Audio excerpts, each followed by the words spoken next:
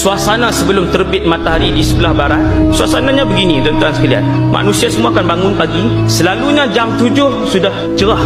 Tetapi pada hari itu kita akan melihat jam 7, 8 pagi, 9 pagi, suasananya begini. Gelapnya adalah seperti gelap malam yang matahari tidak keluar.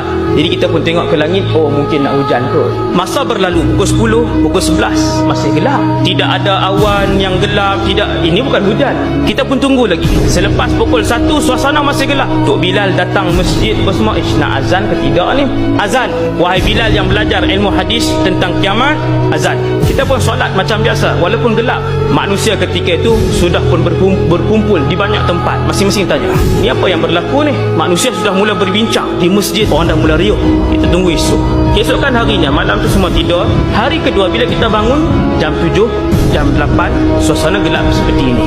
Gelap itu sama ada 2 atau 3 hari. Bukan 3 hari confirm, 2 atau, sebab ada 2 pendapat, ada 2 hadis. Tuan-tuan, kita pun bangun pada hari yang keempat.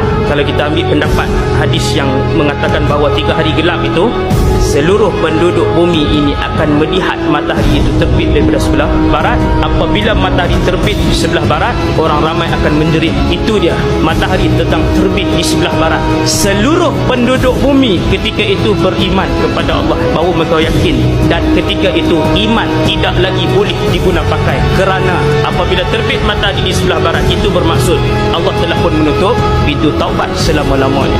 Kesemua orang berlari ke kanan ke kiri.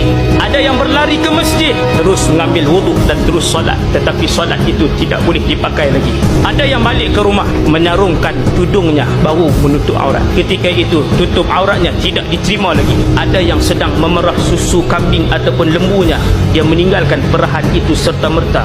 Ada yang sedang meletakkan bata pada binaannya, dia meninggalkan letak bata itu serta-merta. Ada yang ketika itu sedang berjual beli, dan ketika itu juga dia melepaskan duit dan barangnya. Mereka balik ke rumah, mengambil emas masing-masing. Ketika itu berlari ke rumah orang miskin, lalu diletakkan di depan rumah orang miskin. Diketuk pintu, makcik ambillah semua emas ni, saya sedekah fisabilillah. Alangkah baiknya kalau sedekah ini semalam kamu berikan kepada saya, ia masih bermanfaat. Tuan-tuan, beramallah sebelum matahari terbit dari sebelah barat.